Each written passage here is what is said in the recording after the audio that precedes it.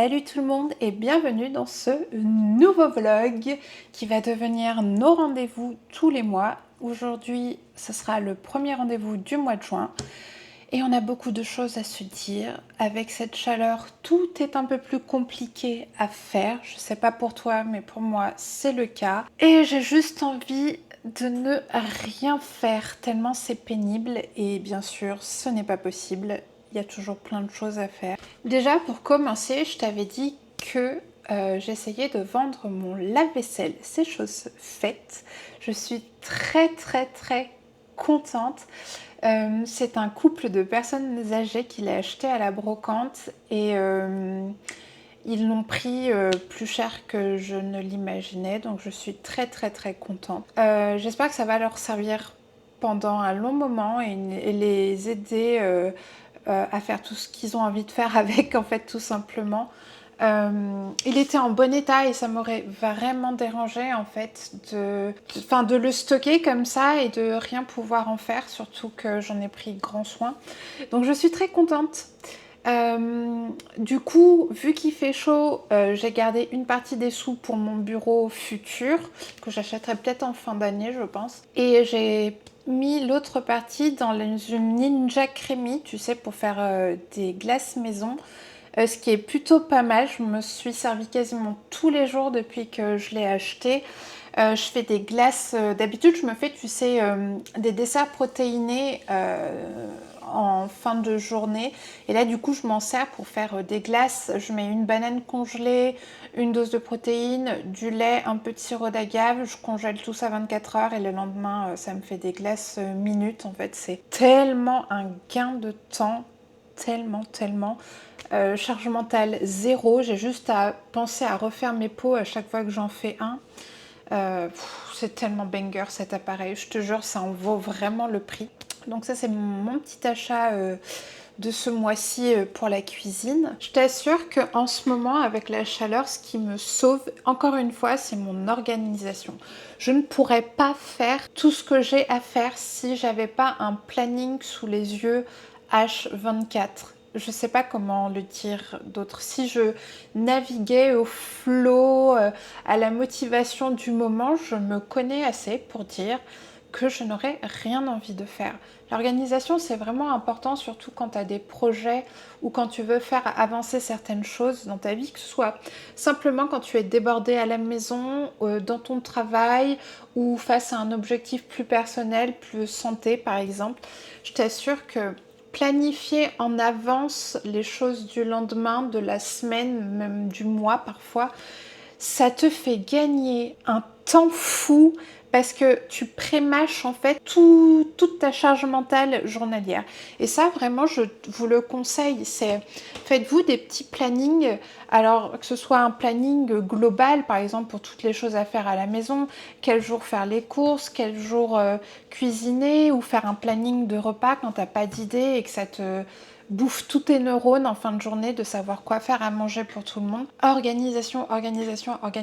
Genre, le meilleur tips que je puisse donner, mais après ça c'est plus spécifique donc ça peut ne pas aider tout le monde. Moi, quand j'ai commencé il y a 1 an et demi à vouloir me remettre au sport, j'ai enlevé mon téléphone de la chambre, genre j'ai ma montre, du coup je mettais mon réveil sur mon téléphone, mais du coup ça fait vibrer ma montre, donc du coup je n'ai pas besoin que mon téléphone soit à côté de moi. Le téléphone il reste dans mon bureau. Quand le réveil sonne, voilà, ça me réveille, ça vibre sur la montre, j'appuie ici, ça l'éteint. Et le seul truc qu'il y a autour de moi quand je me réveille, c'est mes vêtements de sport par terre. Voilà, je me réveille, j'enlève mon pyjama, je mets directement mes vêtements sport, je fais ma routine du matin, brossage des dents, etc. Et ensuite, tu vois, en fait, je suis déjà conditionnée, j'envoie déjà à mon cerveau le fait que tu mets ta tenue de sport. Tu vas faire ton sport ce matin. Tu feras ton sport ce matin. Et à force d'avoir cette organisation-là, en fait, ça devient une habitude et tu le fais sans y penser. Tu sais, c'est très simple comme chose à mettre en place, mais c'est de l'organisation. Parce que je sais que la Malvina, si elle se lève le matin, qu'elle a son téléphone à côté d'elle, elle va passer 30 minutes dans le lit à scroller, à regarder les news, les machins, et qu'est-ce qui s'est passé et tout. Ça va déjà me décaler de 30 minutes, je vais me réveiller, je vais zoner en pyjama, en prenant mon petit déjeuner. Je vais perdre un temps de vie, mais phénoménal. Alors des fois, de temps en temps, ça fait du bien. Ça, c'est pas dramatique de faire ça, mais le faire tout le temps, en général, ce que tu constates très souvent, c'est que au lieu de faire ça, t'aurais pu faire ci. Et des fois, t'es là en mode oh merde, j'ai encore perdu du temps de vie, quoi. Tu vois ce que je veux dire? Donc, organisation, organisation, organisation. Et là, je t'assure qu'en moment de canicule comme ça, quand tu perds un peu de temps de sommeil parce qu'il fait trop chaud et tout, avoir de l'organisation, c'est vraiment important. Moi, surtout l'organisation au niveau de la bouffe. Oh là là, cuisiner toujours pour 2 jours, je te jure que ça me sauve dans cette période parce que je n'ai pas envie de faire à manger.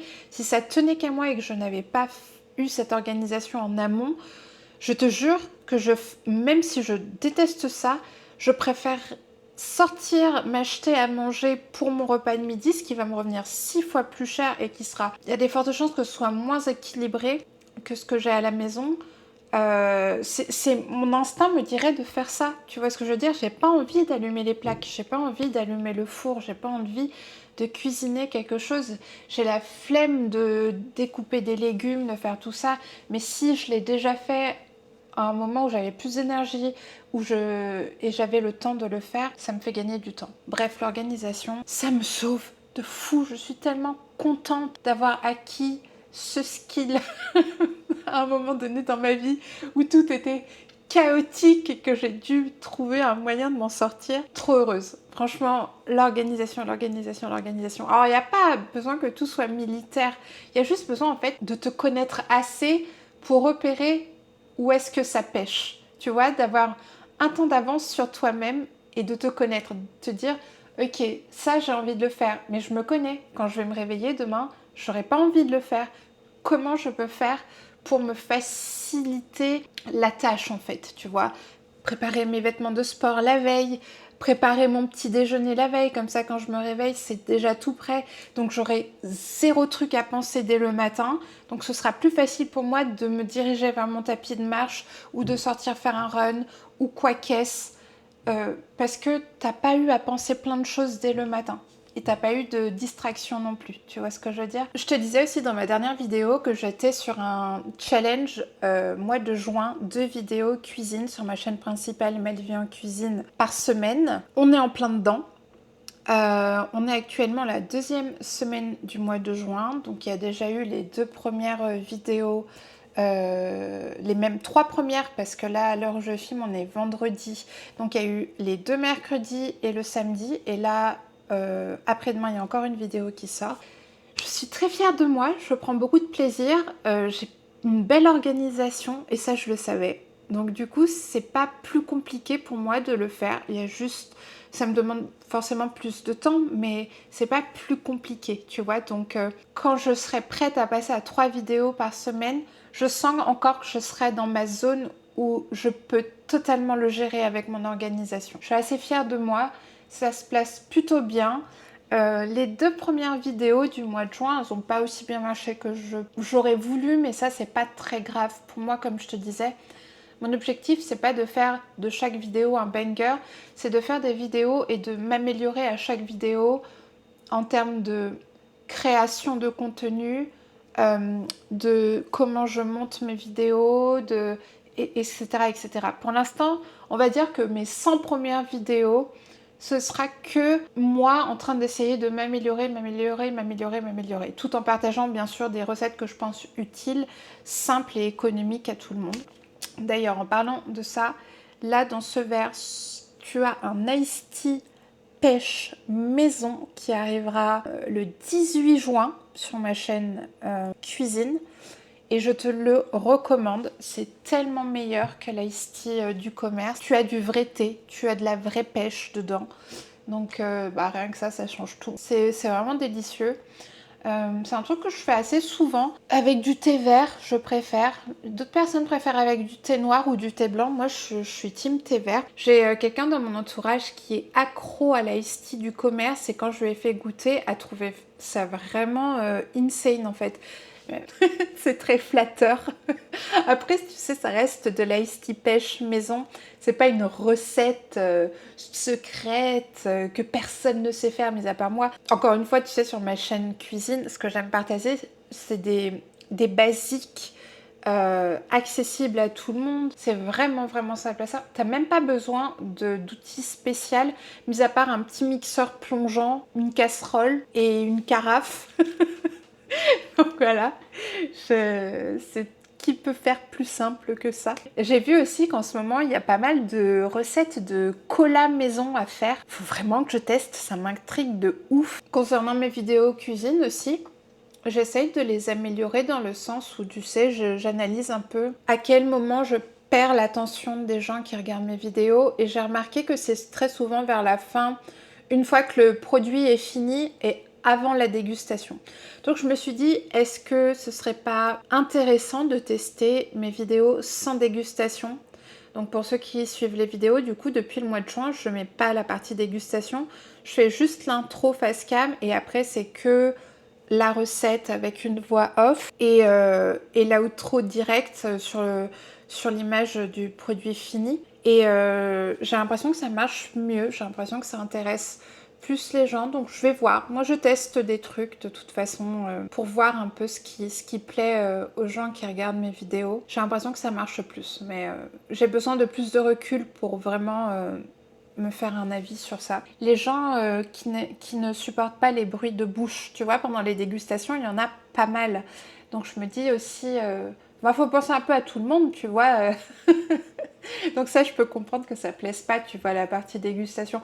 Moi, c'est un truc que j'adore dans les vidéos, quand je regarde des vidéos de Gurki ou plein d'autres personnes qui font des dégustations comme ça du monde, Zach Nani et tout. Ouais, j'adore.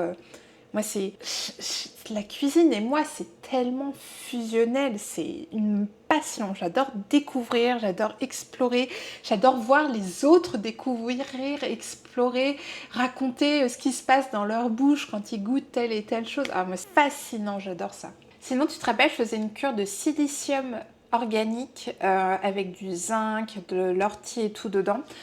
C'était une cure de 3 mois. Je l'ai finie il y a quelques semaines. C'était une petite dose en gros que tu prends dans ton eau le matin à la base, je le faisais surtout pour voir si c'était bénéfique sur ma peau, sur mes cheveux, sur mes ongles. Donc ça a très bien marché. Dire que c'est un produit miracle, je ne pense pas. Je ne pense pas que ça m'a fait du mal ou il y a eu des effets négatifs ou quoi que ce soit. Au contraire, je pense que ça m'a apporté un petit boost en nutriments et en micronutriments qui était plutôt intéressant. Je l'ai senti dans la texture de mes cheveux, je ne sais pas comment te l'expliquer, je les sentais plus souples. J'avais plus de facilité aussi à avoir du volume. Moi, on ne voit pas parce que j'ai encore les cheveux malheureusement attachés avec la chaleur. Mais ouais, j'ai l'impression d'avoir les cheveux plus doux, tu sais. Je le sens au niveau de la texture. Au niveau de la peau aussi, c'était pas mal. Je sais pas si c'est un rapport, mais depuis que la cure est finie, j'ai 2-3 boutons qui sont revenus. J'ai un peu d'acné hormonal, je pense. Je sais pas d'où vient mon acné d'adulte, mais c'est pas récurrent, c'est juste de temps en temps. Alors j'en ai un peu là sur les joues, de temps en temps là au-dessus au-dessus des sourcils. C'est un peu chiant parce que, comme je te disais, je fais aussi de l'hyperpigmentation. Donc, chaque bouton d'acné me laisse une cicatrice post-inflammatoire qui me font des taches brunes. Bon, là, tu le vois pas parce que j'ai de la chance d'avoir une caméra de fou qui fait comme si j'étais une princesse, tu vois. Donc, bref. Mais je t'assure que j'ai des belles taches d'acné, de cicatrices d'acné en fait. Et sur moi, il faut savoir que je sais pas si c'est toutes les peaux noires qui sont comme ça, mais moi, ça peut durer 2 ans facilement si j'applique pas des soins anti-taches régulièrement. Mais les taches sur mon visage prennent vraiment beaucoup de temps à partir. J'en ai, ouais, ça va faire 2 ans que j'en ai certaines, donc je sais pas. J'essaye d'envisager des solutions type laser ou micro-needling ou peeling, mais je sais pas trop en fait. Donc, les boutons ont recommencé, on va dire 1 semaine et demie après, donc on verra. Mais c'est pas des boutons qui restent très longtemps, tu vois, c'est des boutons qui vont m'embêter pendant, je sais pas, 4-5 jours, puis après j'ai de quoi les traiter, donc ça finit par s'estomper légèrement, mais il y en a certains qui me triggerent et je finis par les triturer, et c'est là que je me fais les plus grosses traces, tu sais, de cicatrisation qui partent pas. Donc il faut que je me retienne, mais je sais pas pourquoi. Ça a peut-être un rapport avec l'anxiété, non? Je crois que j'avais vu une psychologue qui disait que quand on se triture les boutons, c'était juste un toc d'anxiété en fait, peut-être à creuser, je sais pas. Sinon pour les cheveux, donc du coup, vu que j'ai fini ma cure, je vais pas refaire de cure tout de suite, j'aime bien faire des breaks entre. Le seul truc que je fais de particulier sur mes cheveux, mis à part mes soins habituels, c'est je mets ce petit sérum que j'ai acheté sur Aromazone. Je le mets tous les soirs en fait quand je fais ma petite routine de peau le soir quand je me lave le visage et tout, et que je peigne mes cheveux, je me mets ça dans les cheveux, sur le crâne, et je me masse, j'en profite pour me faire un petit massage du scalp. C'est très agréable et j'adore ce produit parce que il y a marqué anti-chute, densifiant et stimulant. Et moi, je sais pas, je trouve qu'ils apportent quelque chose en plus à mes cheveux. Et c'est ce qui est incroyable, c'est que j'en mets tous les soirs. Là, ça fait peut-être 2 semaines que je l'utilise et ça ne fait pas graisser les cheveux.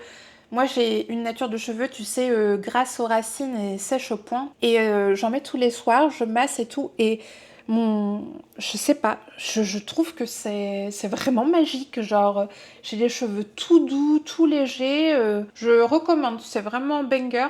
Et en plus, Aromazone, j'adore leurs produits parce que c'est toujours clean de fou. Donc, je fais ça en attendant. Et je pense qu'après, peut-être fin juillet, je me tâte à faire une cure Luxéol. J'ai jamais tenté l'aventure Luxéol. La marque en elle-même me semble plutôt pas mal. C'est à base de plantes. C'est des cures de 3 mois comme ce que j'ai fait la dernière fois. Donc pourquoi pas, je vais tester.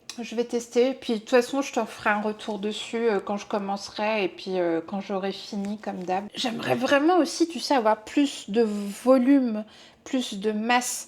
Mes cheveux poussent relativement très bien et bon, plutôt vite. Là d'ailleurs, ils sont arrivés à plus bas que ma poitrine et ça commence un peu à m'énerver. Je pense que début juillet, je vais aller me les couper assez court au niveau des épaules. Ma longueur idéale, c'est juste en dessous de la clavicule, mais je me dis que si je les coupe un peu plus court, là début juillet, d'ici la fin de l'année, ils auront atteint la longueur que j'aime et que je tolère, parce que plus bas, c'est un enfer. Je déteste ça, je trouve que ça ne ressemble à rien du tout, du moins sur moi. Donc voilà. Je pense que je vais faire cette technique. Je pense que je vais demander un carré flou mi-long. Vu que j'ai une nature de cheveux ondulés, je pense que ça va rendre pas mal. Comme ça va pas te parler. Je vais peut-être te mettre une image à un moment donné vers ici pour que tu aies une idée de ce que je veux faire.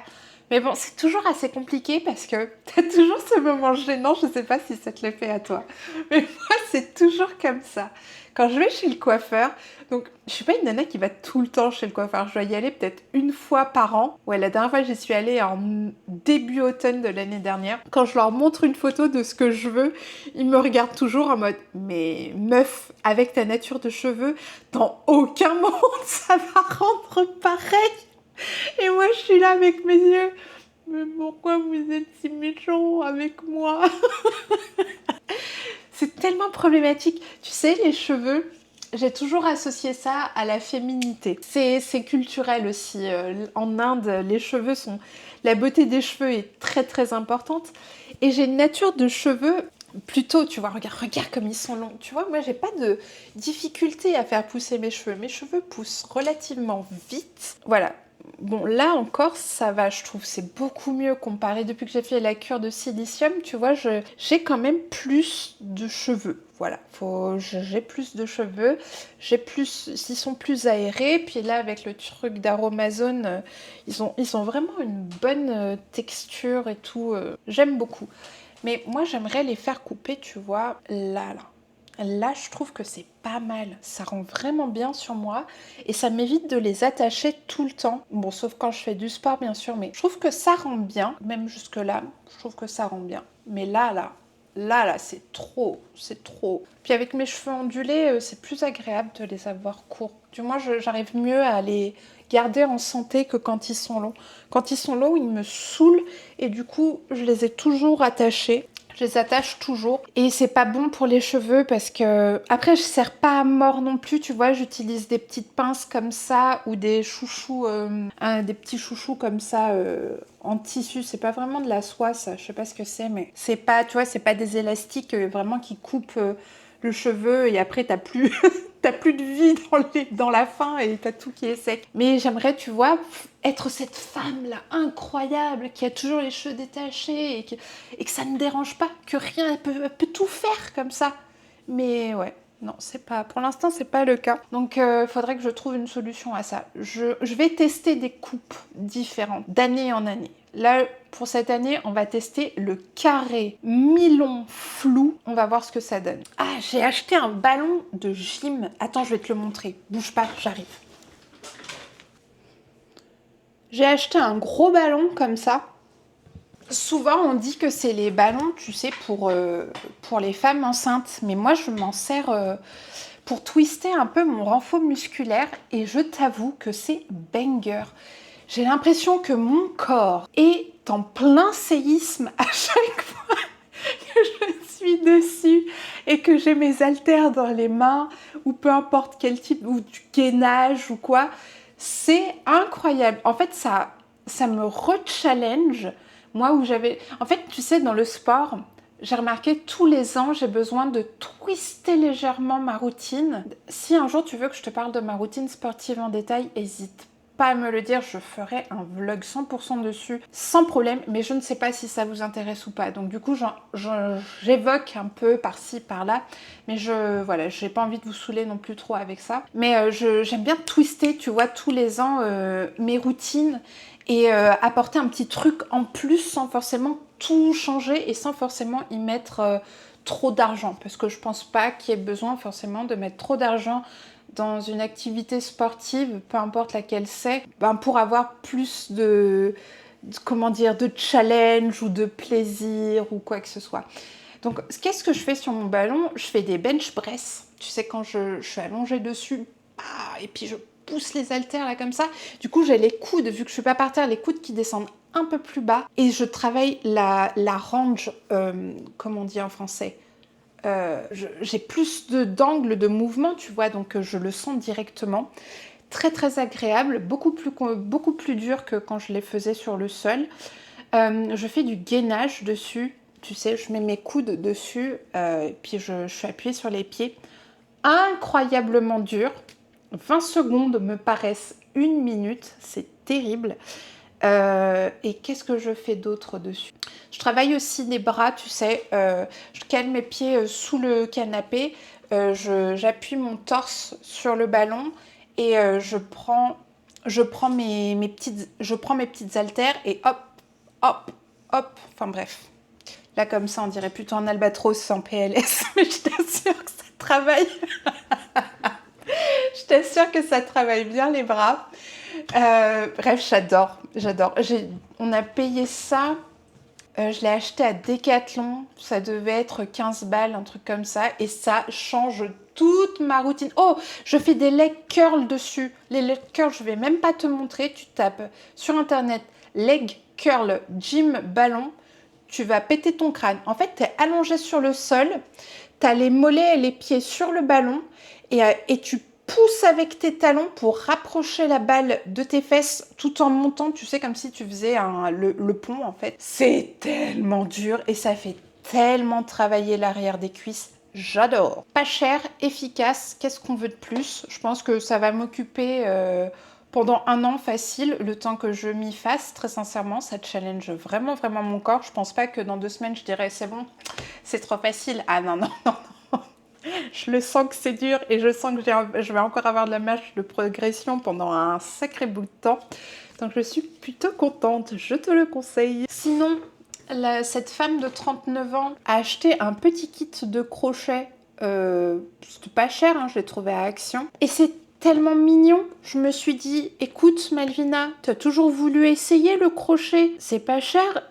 Pourquoi tu essayerais pas de faire une pomme, une demi-orange et une poire?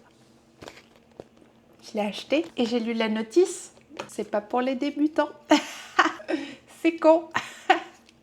Je vais te dire ce qui a marqué sur la notice. Je vais te lire les premières lignes pour faire une pomme. Accroche-toi, si tu es débutant comme moi, va y avoir un bug au niveau du cerveau. 1 ml, piquez 6 ms dans la boucle de montage. Tirez le bout du fil pour fermer la boucle et fermez le rang par 1 mc dans la ml au début. C'est que 3 lignes et il y en a 29. Ça va être compliqué de faire une pomme, mais j'ai envie de réussir. J'ai envie d'apprendre, donc je vais devoir tout décrypter sur une petite feuille, voilà, avec mes mots à moi, peut-être dessiner aussi. Je suis très visuelle, surtout quand j'apprends un nouveau truc. Si c'est pas visuel, je ne comprends rien. Mais je vais y arriver et je te promets que d'ici la fin de l'été, je vais me donner de la marge parce que je me connais, on aura sur le bureau une poire, une demi-orange et une pomme. Après, j'ai pas dit que ça ressemblera à ce qui est sur la boîte. Je n'ai pas attrapé ma veste si la pomme ressemble à un coin et la pomme à une cerise. Ça, ce sera les aléas de l'apprentissage. Je pourrais rien y faire. Voilà. Il y a 2 mois, j'ai acheté ça là. C'est pas vraiment la Stanley Cup, c'est un copycat beaucoup moins cher. Beaucoup moins cher. Mais en gros, c'est une gourde d'eau d'une quantité, voilà, d'une belle quantité. Je l'ai acheté pourquoi? Pas parce que tout le monde l'avait, mais je trouvais ça intéressant. La quantité. Parce que d'habitude, moi, je me balade avec un verre comme ça, d'eau. Et forcément, ce verre d'eau se remplit, mais se vide aussi très très vite, tu vois. Et cette femme est, au fur et à mesure de la journée, sujette à pas mal de vagues de flemme. Qui fait que parfois, quand je vois mon verre vide, je me dis j'ai soif, c'est pas grave, je finis ce que je vais faire et je le remplirai après. Sauf que mon cerveau étant multitâche, je finis ce que j'ai à faire, j'en jette sur un autre truc, mon verre est toujours vide, donc je me redis à un autre moment, je vais le remplir après ça, sauf que, enfin bref, tu vois le truc. Et ça là, ça me fait boire tellement plus d'eau. J'aurais pas cru parce que je pense déjà boire pas mal d'eau dans la journée. Je me compare par rapport aux gens qui m'entourent. Je bois déjà pas mal d'eau dans la journée. Mais ça là, c'est incroyable. Tu sais que entre 8h et midi, j'ai déjà fini tout ça. Parce que entre mon petit-déj, mon sport, ma marche, pendant que je prépare le repas, je suis déjà assoiffée avec cette canicule, donc c'est déjà vide. Je bois vraiment beaucoup plus et je trouve ça banger. Donc si tu as, comme moi, un petit souci où tu sens que tu bois un peu moins que d'habitude, vraiment, c'est un investissement pas mal.